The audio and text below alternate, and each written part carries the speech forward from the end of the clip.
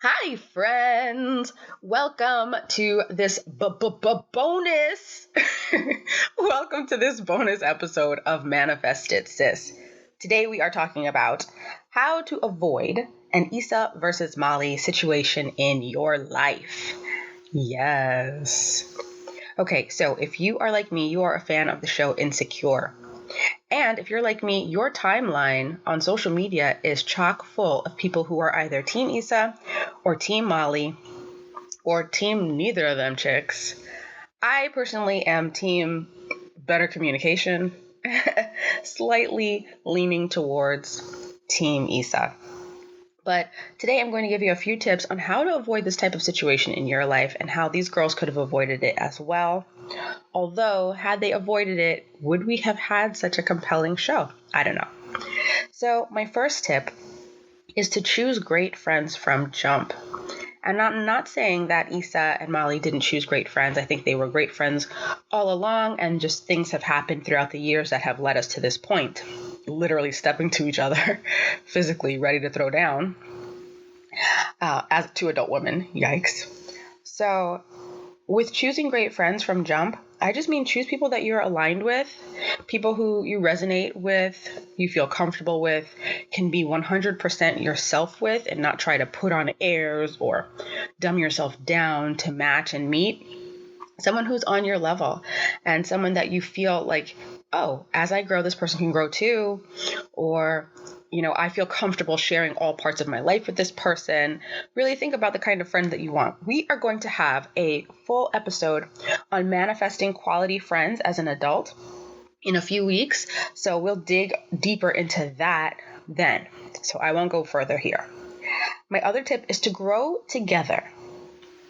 Now, we're always growing. We're always working to improve ourselves, better ourselves, and we want our friends to be doing the same thing as well. We don't want to be light years ahead of our friend and then look back and wonder what they're doing with their lives. So you want to be able to grow together, and you want to have a friend who is a partner in life that you can be like, hey, sis, what you doing?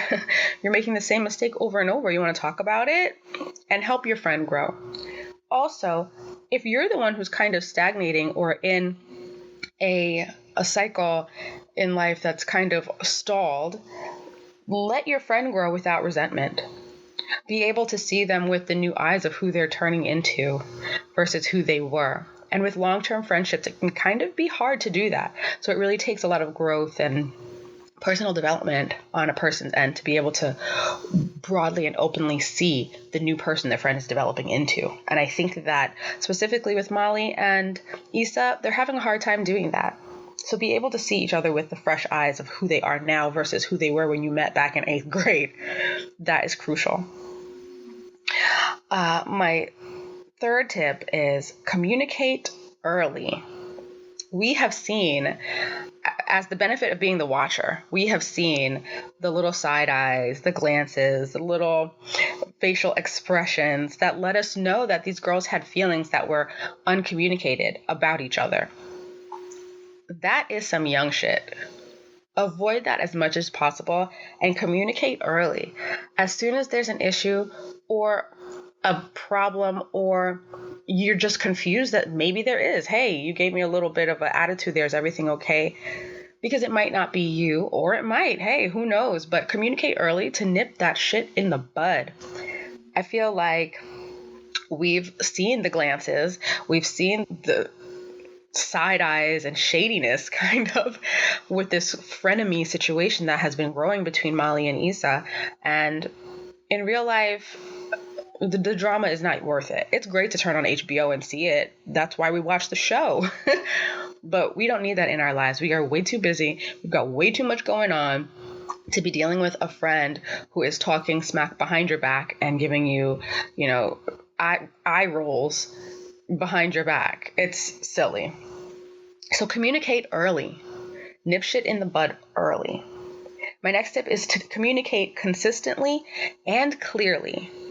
So when Molly and Issa were in the grocery store, they both recognized that they needed a good talk. They should have put their shit down, gone and sit in the car, and talked it out right then and there.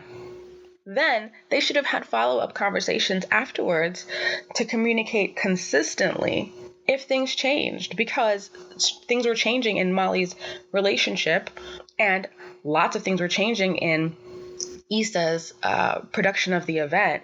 They were going through a lot of stuff separately, and had they consistently communicated, they would have been privy to that information and be able to treat the other person the way they needed going all throughout that time frame.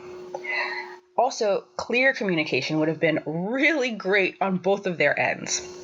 It wasn't until they were faced toe-to-toe about to fight that Molly said she was creating boundaries. I didn't recognize it as being a boundary when she was saying it to Issa. I recognized it as it looked like shade to me. So communicating clearly is so crucial. I think when Issa called regarding needing help getting the headliner for her event, she could have just quickly said, hey, my headliner dropped out. They breached the contract. I didn't do anything, but can you help me with this? Now, while I don't appreciate Molly's immediate attack on Issa, instead of just saying yes or no, I can or can't help, she's like, well, what did you do? What did you do wrong? I was not really appreciating that. It was very legit triggering for me. But if Issa was clearer before her ask, I think that Molly might have had a gentler response. Even if she didn't say yes still, I think her response might have been a little less aggy. So clear communication is crucial. When Molly was talking about her relationship, she did not really speak highly of it. She did not share how invested she was in it and how she truly wanted it to work. So how was Issa supposed to know? Issa couldn't give the respect to her relationship that it deserved because she didn't know it deserved it. So if they communicated consistently and clearly and were really both reaching out to each other and both sharing what they needed, it would have been such a much better situation on a friendly note. A lot of times when there is tension built up within a relationship, friend or otherwise, it's common to want to hold your stance and believe you're right and you're the harmed party, and believe that the other person should reach out or the other person should apologize first. And really, that is such a guarded place to stand. That's a place that is willing to stand in the pain versus work together to get back to the love and the pleasure. So don't be afraid to be the party that says, okay, you know what? This isn't working. I don't know what's going on, but I love you and I want this to work. So let's chat. Or, hey, I'm sorry if I offended you. I didn't mean it. Let's talk this out, yada, yada. It's okay to be vulnerable. And if this is a partner or a person in your life that you love and want to continue having in your life, it's okay to do that. What are they going to do? Tease you? Ha ha. You were the gentle one. You apologize first. You lose. Like, really? If that's the type of relationship it is, maybe it's okay to let that person slide out of your life. And my last tip, which might be the most important tip, is to keep respect and love first place. You have to remember that there's no competition. This is your friend. You love them, allegedly, and you respect them, allegedly, and they feel the same towards you. So with that knowledge, you know that there is a base of respect and love that you can kind of land on, no matter what hard topics you're discussing, no matter what hard feelings you guys are hashing out. You have to keep love and respect first place. For example, if your friend is having a very big event that took months to get together and has been stressing her out for that long, maybe that's not the best place to start an argument about your feelings. Maybe that's not the best place to get her riled up in public, come toe to toe like you're going to fist fight at her event. Just spitballing here, Molly. So that for me was super disrespectful and not leading with love. And when you're in a situation with a friend, most likely you feel hurt, you feel betrayed for some reason, you feel a victim for some reason. But underneath that, you still want to be their friend. You still love them, respect them, and want them in your life. You just want to get over this temporary skirmish or situation. So I think if Molly and Issa had kept that in mind, they would have probably communicated earlier to avoid a fist fight in public, but they would have been able to say, hey, I'm sorry that hurt you, but I can't talk about this right now. Can we table this? And as soon as the event is over, we can discuss. Or Molly could have come up to her and said, I'm really upset about something, Issa. As soon as your event is over, we need to talk and I'm serious.